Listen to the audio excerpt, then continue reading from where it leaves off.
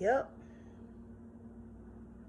it's time to talk about it.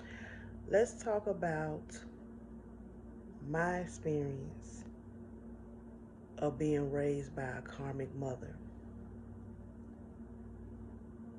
It's time. I can't put it off no more. It's time to get it out. If you just not tuned into my channel, my name is My Tea, My Truth, and I'm back with y'all with another video. Now it's what, August the 24th. It's around like 4 something in the morning. Yeah, it's time to talk about this. Growing up, I was the oldest of 4 children, and I was the oldest for a while. I think like for about like 4 years or something like that, and then my mother had 3 other children after that or whatever. And when I was born, she had me at 17 years old, so she was already a young mother or whatever anyway. So um growing up, I had to be the mother and the sibling. I was, like I said, I was the only child for a few years, and then she ended up having more children, and that's when my childhood like literally like really just stopped, like for real. Like I went from having all the toys, doing this, doing that, having all of this, having all that, having all the attention, to being able to now be like a second mom. I remember when I was like in elementary school and I was at the house by myself with my siblings, and I had to make us something to eat because she wasn't there to cook dinner and stuff like that. So I ended up making like I could even been like maybe like in the first grade or something like that, and I'm over here trying to read directions on the box of a hamburger helper box to try to make us something to eat, which didn't turn out right because I was still missing some stuff. But I remember doing that. I remember um, always having to be the one to like get their clothes together, cook, clean, help out with homework, comb hair, and all of it until my second oldest sister was able to start braiding hair like it. I think she was like in the 6th grade or something like that or whatever. But I've always been the type that was always doing something for everything and everybody.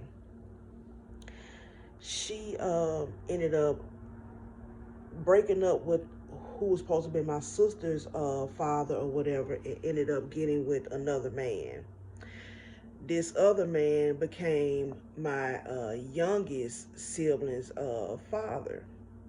And I remember her telling me one day, she was like, if he touch y'all, let me know.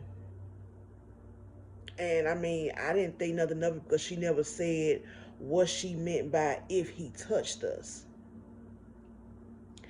But at the age of 7 years old, this man that she brought into the home molested me. And he did that for a very long time. And it's like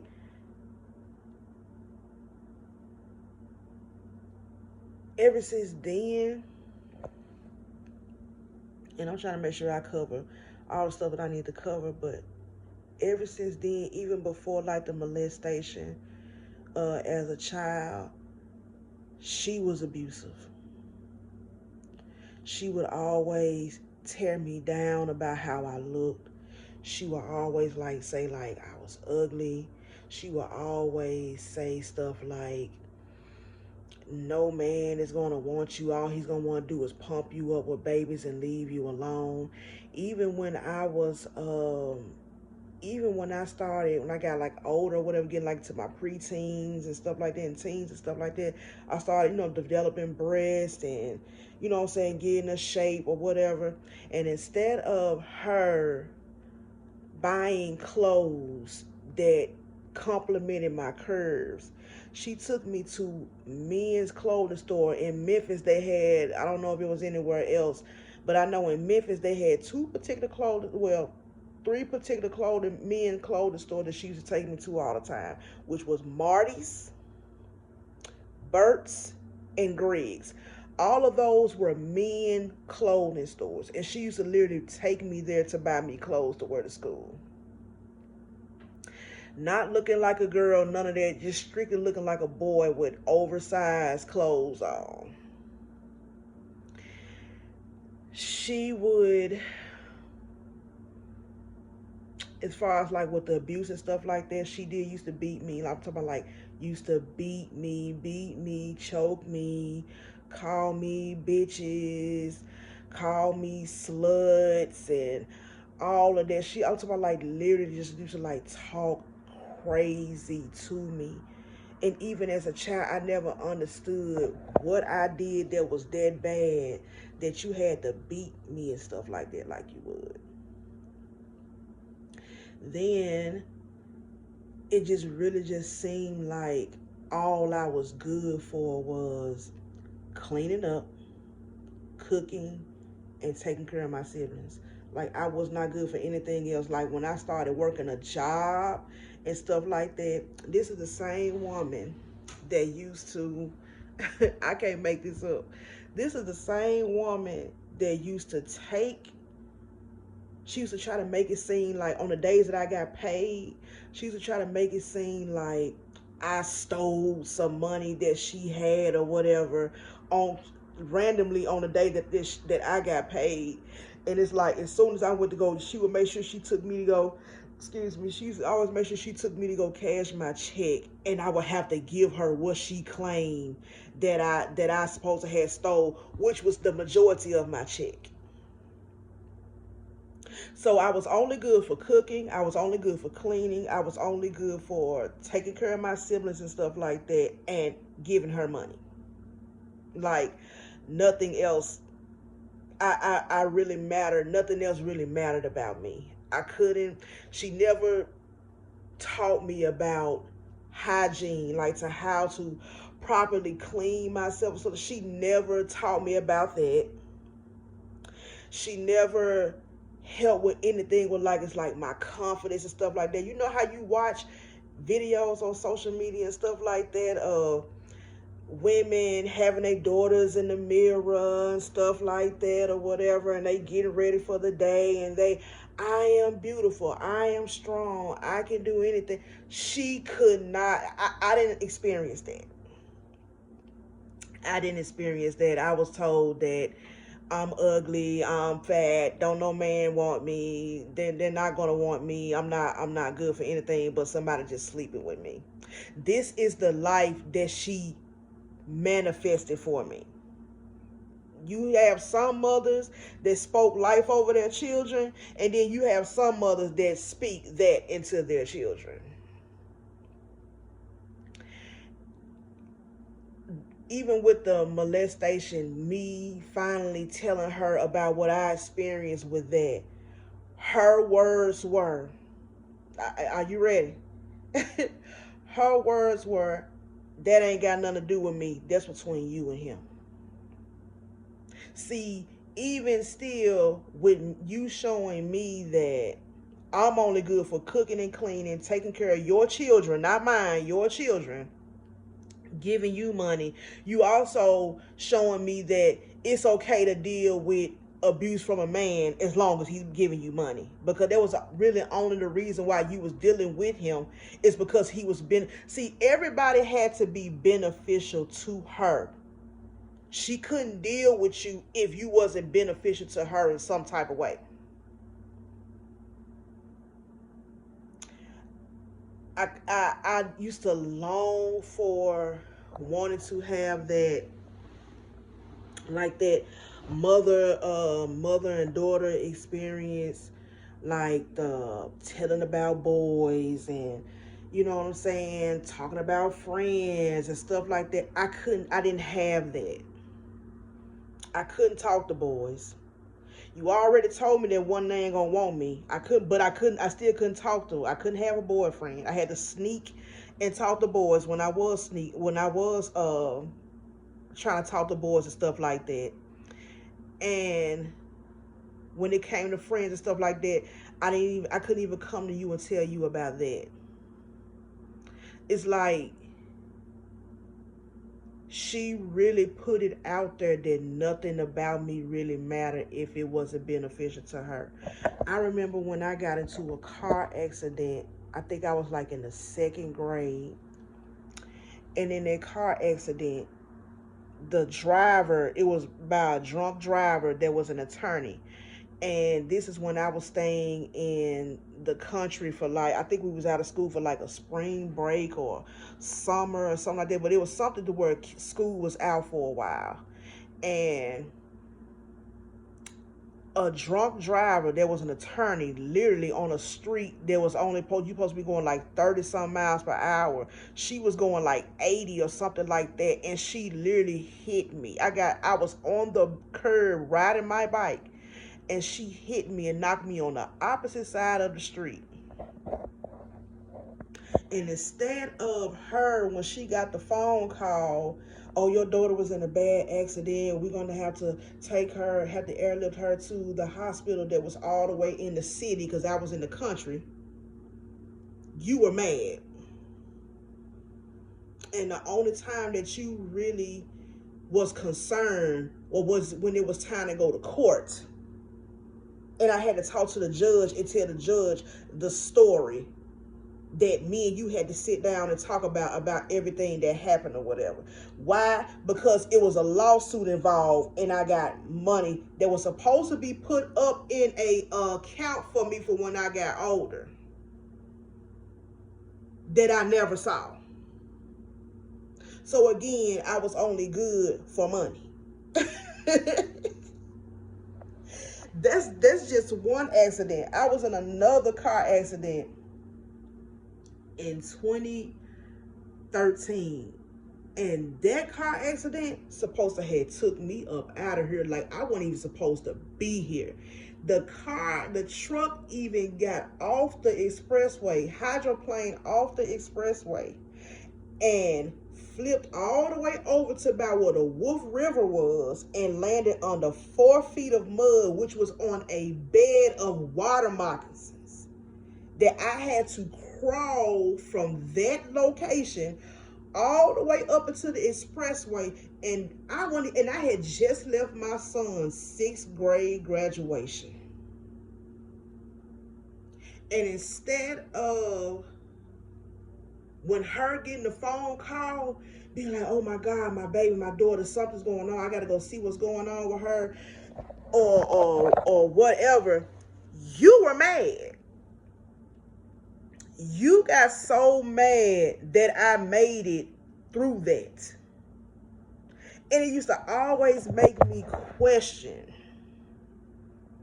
Even the guy that I was with at that time, he was like, what is wrong with your mom? I was like, what you talking about? Keep in mind, I'm in the triage, so I'm not even really just knowing what's going on out there in the emergency room lobby and stuff like that, of course, because I'm not out there. He was like, they had to put her up out the hospital. I'm like, why'd they put her out the hospital? Because she going off on everybody in there. She mad and stuff because you made it through the car accident.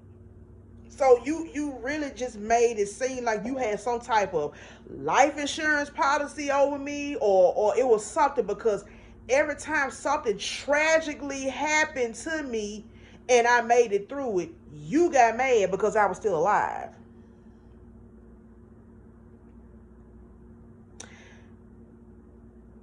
You turned my siblings against me.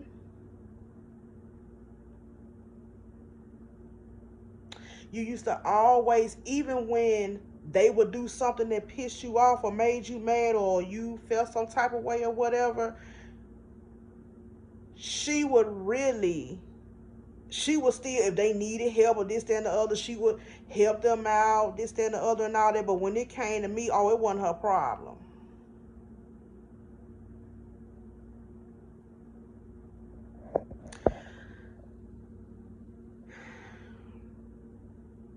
let me let me bring it down a little bit, because it's like, as I'm speaking about this shit, it's like I'm slowly like reliving shit. This is why it's so easy for people like me anyway. It's so easy to, like, you know what happened, but you put it back there. You put it back there to where you don't even, like, you know what happened, you, yeah, whatever. But it's like, once certain things hit you, it hits you. It really does hit you. And it's like, all I ever wanted was to have a mother and daughter relationship. All I ever wanted was to be loved. All I ever wanted was to literally just live the life that I felt like that I deserved to have. And I didn't get that. I feel like I was robbed from that through that experience with her. Like, the guys that I was talking to, like even my baby dad and my oldest boy's dad and stuff like that, it's like, I started talking to him like when I was in high school and stuff like that. And it's like, she just so happily randomly knew that I was talking to him. She just so happened to randomly knew that I would go over to my godmother's house and I would go sneak and see him and this, that, and the other. Because every time I would come back over there, come back home, she would have a pregnancy test waiting for me. And even when I became, even like when I became a mother for the first time, you would think, with me becoming a mother for the first time and stuff like that, you would think that it would be something to where, like, okay, my daughter, she's about to become a mom. Let me, you know what I'm saying? Let me step it up a little bit. Let me try to teach her some stuff, or let me try to help her get right some stuff that I couldn't even get right within myself and stuff like that. But that wasn't even the case then. The first time the first time I got pregnant, she was so obsessed with my pregnancy. She was so obsessed with my pregnancy. She had to buy the clothes. And I'm not talking about no, oh, your mom, she just wanted, she just wanted to beat her and this, that, and the other. No. She was obsessed with my pregnancy. She was obsessed with what I was having, when I was going to give birth, even to when it was time for me to give birth. And when I did give birth, when I was in the hospital to get ready to give birth to my son, she was stressing me out then, before I gave birth to my son. Because I didn't give birth on the due date, was getting close to the due date, she used to just take me on these back roads and fly all up and down the street, hitting brakes, going fast over railroad tracks, everything she could to get me to have a baby. And I know you have people out here who have mothers, even women who become mothers and stuff like that, and they be getting ready to have babies and stuff like that, and they do certain things to go ahead on and get the baby to come and this, that, and other. But no, she was obsessed with it. She was so obsessed with it to where she was stressing me out to where it was time for me to get ready to give birth. And when I was in the hospital, she would just say things and do things that was literally, it was like literally getting on my nerves to where I had to put her out of the hospital room. And it was like, the more she was in that room with me, the more pain I got. And I'm not talking about it wasn't no contraction like type of pain. It was a pain like something was killing me.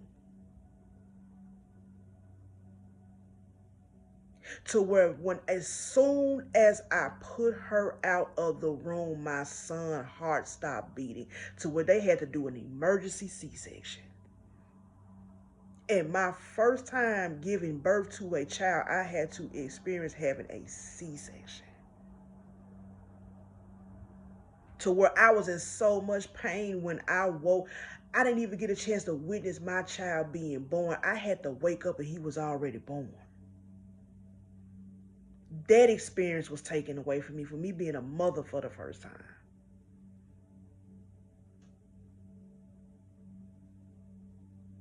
Like,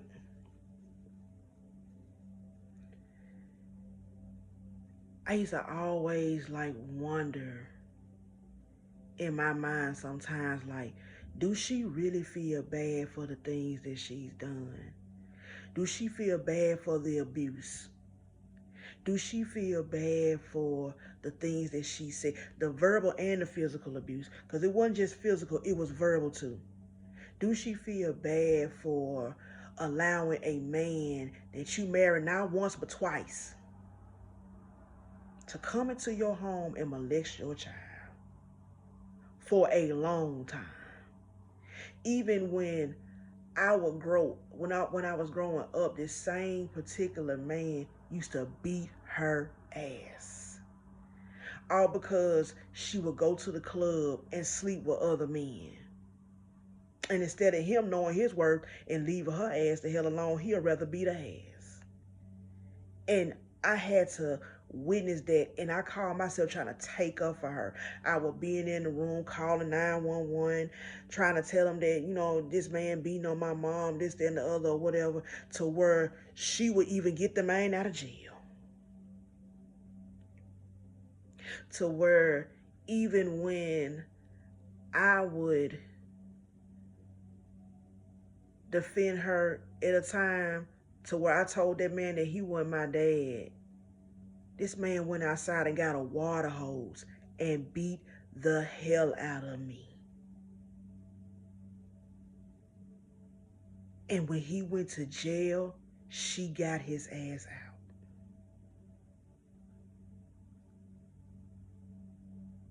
Like, a lot of this stuff, as I sit here and I talk about it, and I like replay like certain things or whatever, it's really fucked up. And it made me really wonder, like, how was her childhood? You know what I'm saying? Like, how was stuff like with her when she was growing up? Now, I had aunties, I had uncles, all that stuff or whatever. She had siblings and stuff, but we wasn't around them. She wouldn't let us be around them. Like her mom and stuff like that. We would go over there. Excuse me, but we wouldn't go over there like all the time. It'd be like every once a blue moon, like where she ain't got nobody to watch the kids or something like that, and we would go over there. And even then, when I would go like to go see my grandmama and stuff like this, she would be in her room. She would be in the room sitting in the dark playing gospel music. Like not even talking to us. But it was like times where she would try to talk to me, my mother wouldn't let her. Like, I remember it was a time where I was at the house and she was gone, of course, and my two aunts and my grandmother came, and it was like my grandma had something she wanted to tell me. And it was never about my other sibling. It was always me. She always wanted to try to tell me something, but it was like, even when she came over there that day, she had tears in her eyes, and I was crying looking out the window. You know how you got some moms that say, "Don't open the door for nobody. I don't care who it is, this and the other." That was her. Not even one, and that was crazy because why wouldn't you want for us to open the door for our aunts? I can understand strangers and this and the other, but she didn't want us to open the door for our aunts and our grandmothers. She didn't want us to open the door for nobody. Like, literally kept me isolated inside of a home. Like, I remember like going to like family gatherings and stuff like that, and like when they had like family reunions and stuff like that, and of course we was all dressed up nice and stuff like that or whatever, and there was cousins and all that other stuff or whatever, but it was like everybody, really enjoying themselves, having a good time and all of that. But it was like when it came to like us, it was just like a sense of, we just glad to be free. We just glad to get out. Well, I'm speaking for myself. I was just glad to be free. I was just glad to get out the house. I'm just glad to be around some other people other than my siblings. Like, she literally kept us locked in the house until I got to like a certain age to where I had like this one friend that I used to hang around with all the time. couldn't spend the night in like my aunties and uncles' houses and stuff like that or whatever, because she was afraid of us telling our family what was going on inside that house.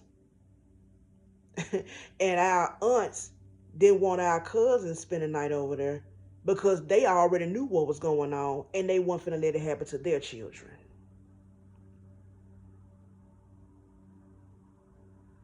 Like, as far as like a father, stuff like that, I was told this man was my father, but he was never in my life. He was never in my life.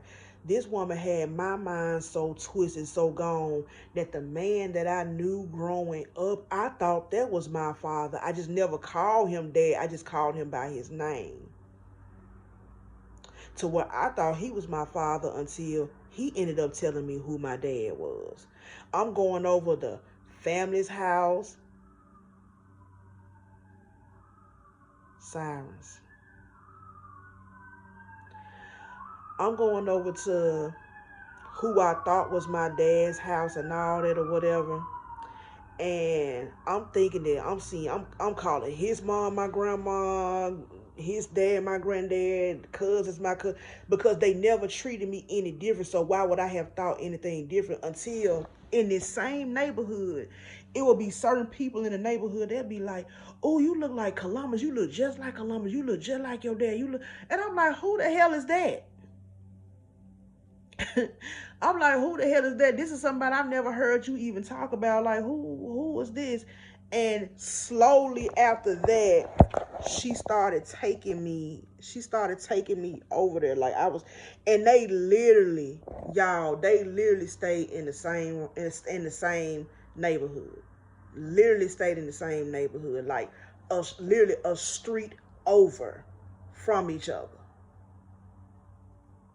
So I would start going over there and stuff like that, getting a chance to get to know the family, this and the other.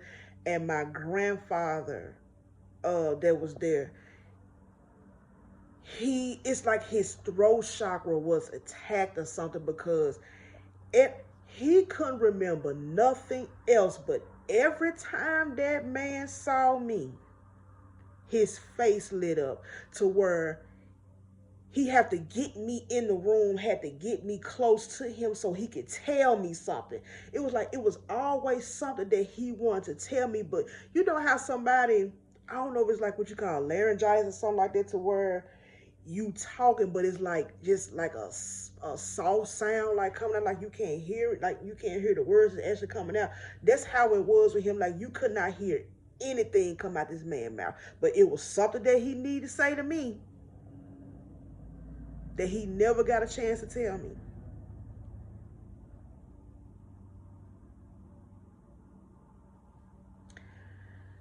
Like, man, it's just so much, and it's only so much that I can get into with one video, and I'm not even gonna try to get it all out. I just really want to just try to speak on certain experiences that I had and stuff growing up or whatever, and even with being an adult and stuff like that. Like I spoke about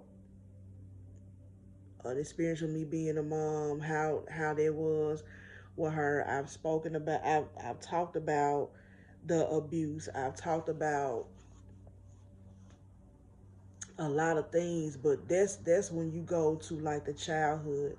Now, when you want to go to like the adult part of having a toxic mom and stuff like that, when I became an adult and like I really like got on my own and stuff like that, I literally cut her off. Like I didn't talk to her, I wasn't around her, I didn't want to have anything to do with her and stuff like that. Like I still kept in touch with like my siblings and stuff like that, but like when it came to her, it was like fuck her. I don't have to deal with her. I don't have to see her or whatever, unless it was time for like I needed one of my siblings to come over with the kids or something like that or whatever, and which is basically my baby sister. I would need her to come over and watch the kids or something like that, or just come kick it with me or something like that. But like other than that, I didn't really have anything to say to her. But when it came to me getting married for the first time, I didn't. She wasn't there. She wasn't there for that. I had to go through that alone. I mean, I'm divorced now, but even with that, she wasn't supportive through that. Um, oh yeah.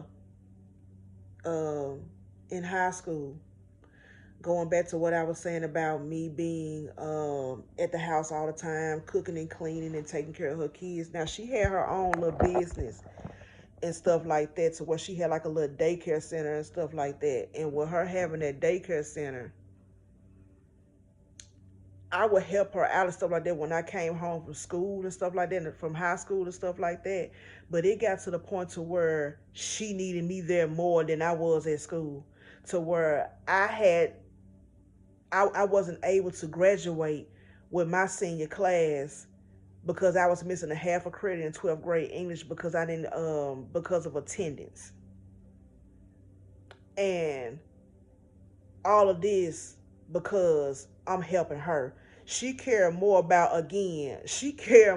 her making money. She cared about things more about what benefited her than me getting my education, than me graduating high school. In which it would really make sense because this is coming from a mother who dropped out of school in the 8th grade.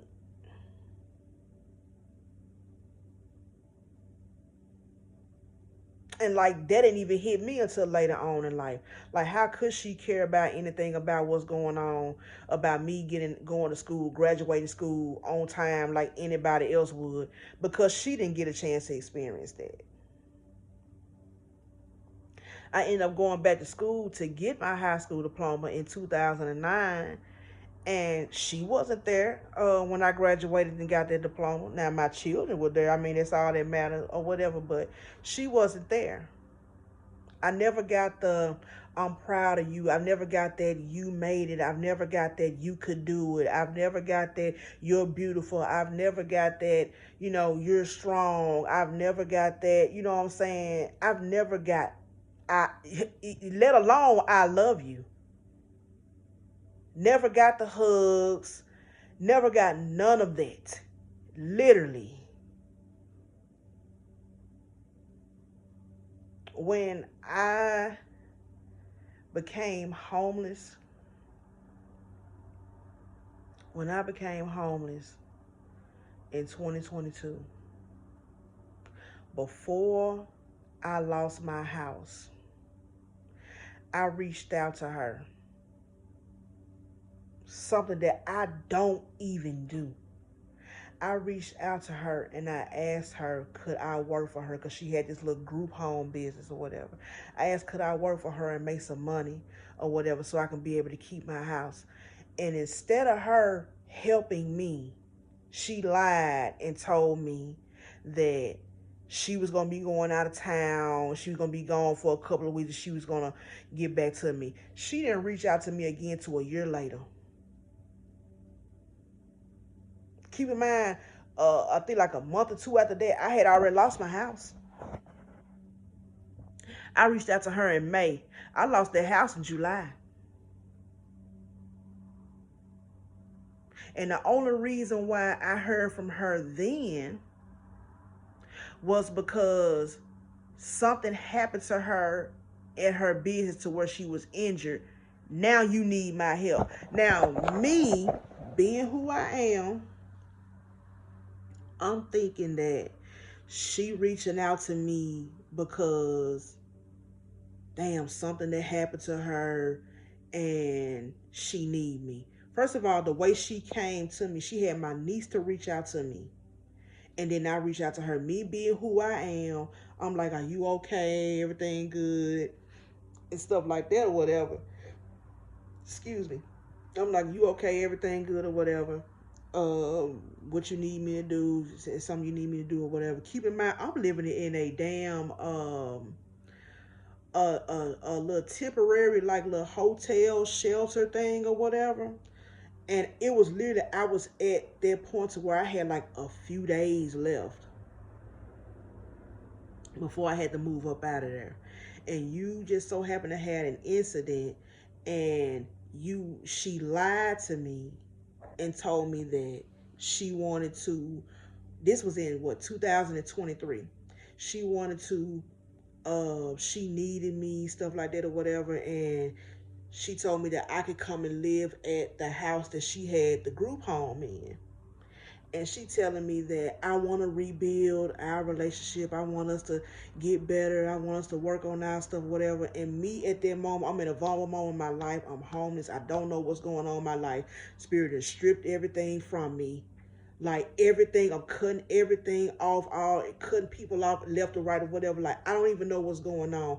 But maybe this is a part of my journey to where I need to like, this is something that's going to be like some kind of progress or something like that. So me being, I'm like, okay, well, okay, that's cool, fine. And she's never said nothing like that to me before, so why wouldn't I believe her? Why wouldn't I believe that her saying that she wants to rebuild, she wants to work on our relationship?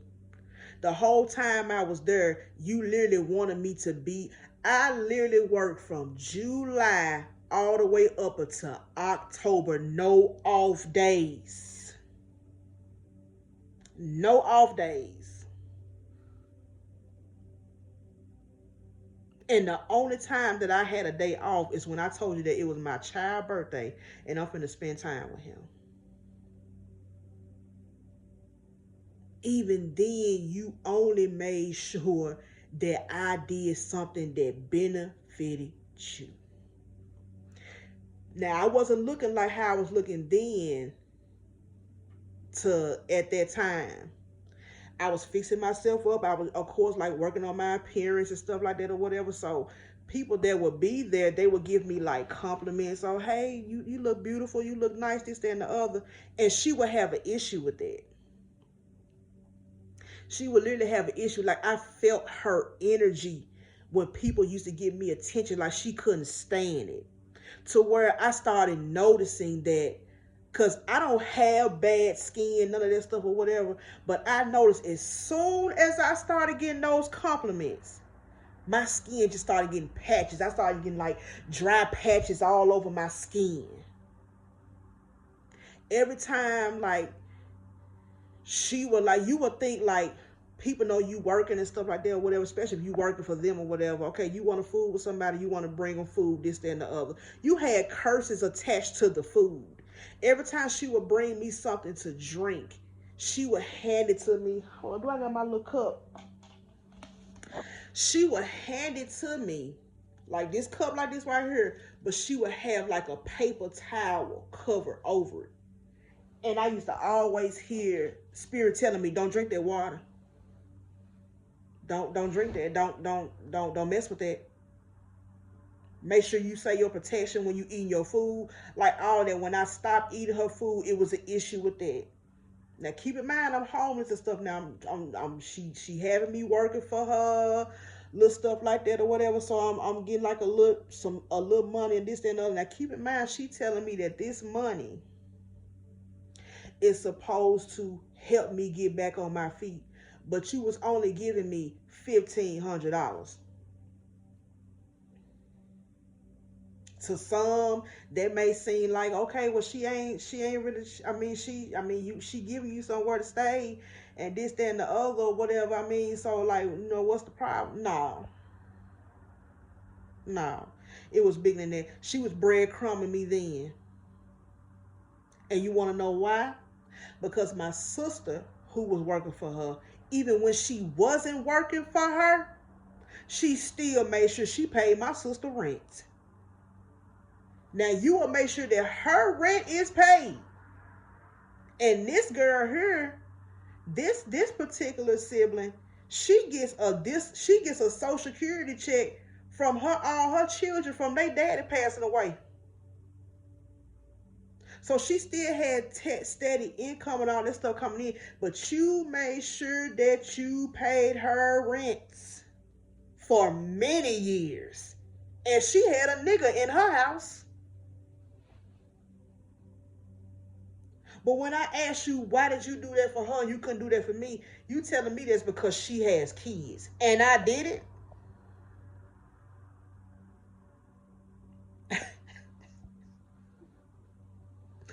Make it make sense. Make it make sense. Literally all my life, she has shown me what I meant to her in her life, and it was only for anything that could benefit her. If she couldn't get nothing out of me, I was useless for her. I was useless to her. Useless to her. And now here I am working for you. The clients, they're loving me. I'm preparing their meals and all of that stuff or whatever. But the moment I needed a break, the moment I needed to get off, the moment I needed to be away from that environment, you had a problem with that. Why? Because now you got to get additional help in, which is going to cost you what? More money.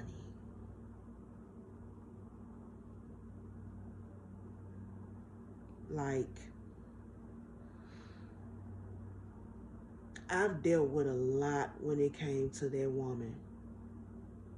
And even with me sitting here before y'all today on this camera,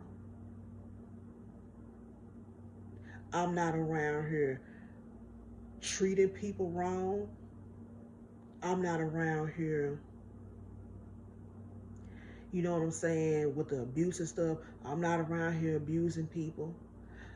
You know what I'm saying? And I deal with the elderly and stuff like that. I'm not around here abusing people. I'm not around here, you know what I'm saying, like trying to fill that void that I didn't get growing up. Now, did I try to find like love and stuff like that? Yeah, I did, because I was in relationships with men and stuff like that, and they had moms and stuff like that, and their moms seemed cool and all that or whatever. So I'm thinking that maybe I could have some type of mother-daughter relationship with somebody, but that didn't even work. So I had to do a lot of forgiveness. Like a lot of forgiveness, for real. Like, you would think that the way I was treated, you would have really thought that I would be a fucked up person around her.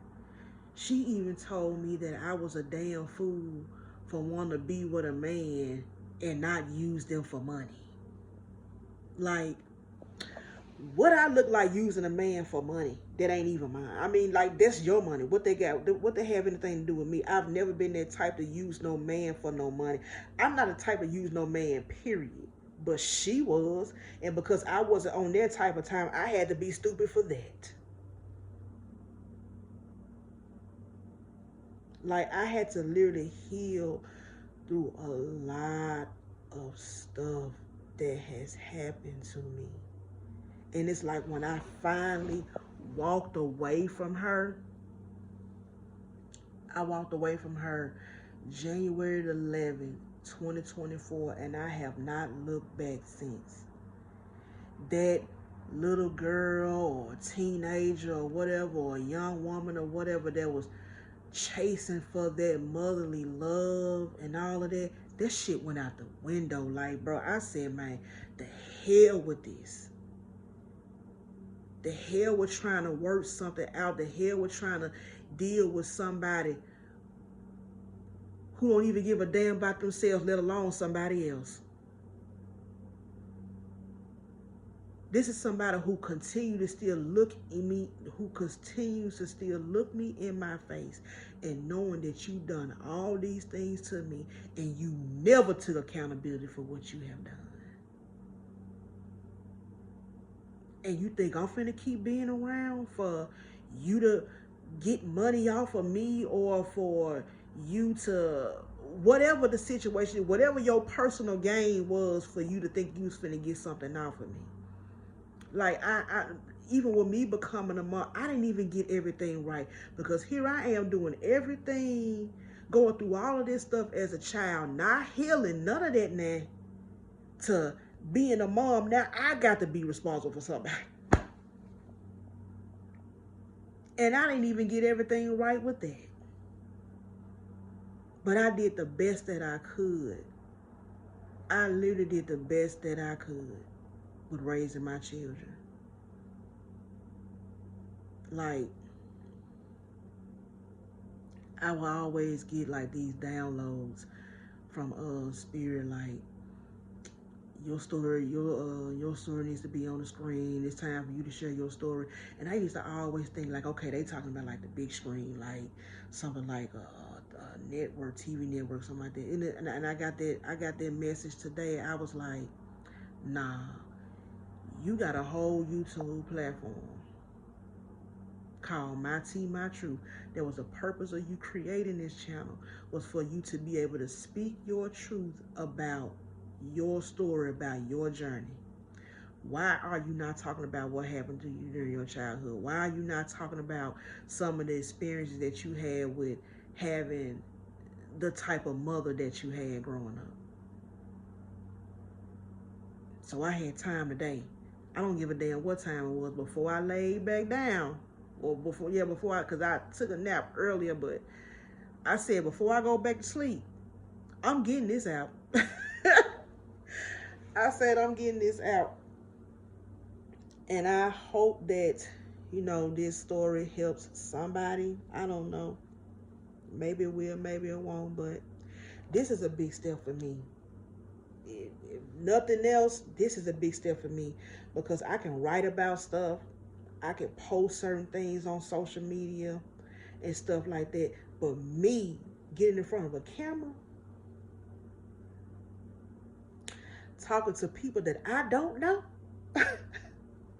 about something that happened to me that I done tried to forget and move past, this is big.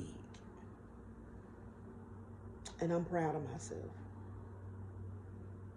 And if you being led to share your story and stuff like that or whatever, do that. I'm by myself. I got my ancestors, I got my angels and stuff with me or whatever. They holding my hand. Right now as I sit here and I talk to y'all, like I'm not alone like that. But it's love here. Like I never had nobody to physically like hold my hand along this journey to help me get over the things that I had to get over. Like I had to do that shit on my own. I had to, go through that stuff on my own. And I mean, it's okay. Some people have their support system, some people don't. It is what it is. But what happened then, I know for damn sure ain't happening now.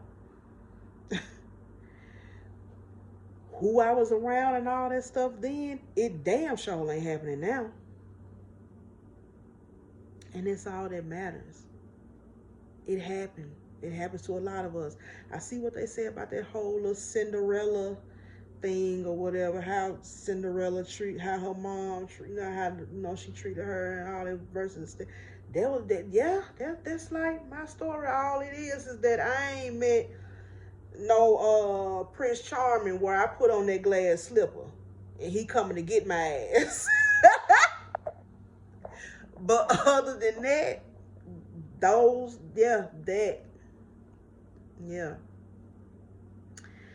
But I'm about damn near about 50 minutes in, 48 minutes in or whatever.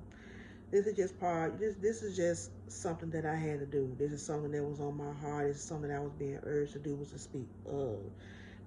speak on this, and I'm doing it. I'm not editing nothing. It's straight to the point. I'm not doing that. This is it. So, if you stayed all the way to the end of the video, thank you. If you didn't, okay. I hope this reached somebody. I hope this inspires somebody to speak their truth. I hope this inspires somebody to know that, like, I hear you. You know what I'm saying? What happened to us is fucked up. Whether if it was a karmic mother or a karmic father, you know what I'm saying? It was fucked up. But look at you now. You're not that person anymore. You're not getting abused anymore. And if you are, cut this shit out. Cut that shit out. Cut their ass off. Fuck that. But, you made it. You made it through that shit. And if you made it through it alone, hey, I'm proud of you. Even if you made it with some help, I'm still proud of you. So, like this video if you got it to like it. Comment if you're being led to. Subscribe to the channel if you feel led to subscribe to the channel or whatever. And this is my truth. This is me. And I will catch y'all on another video. I love y'all.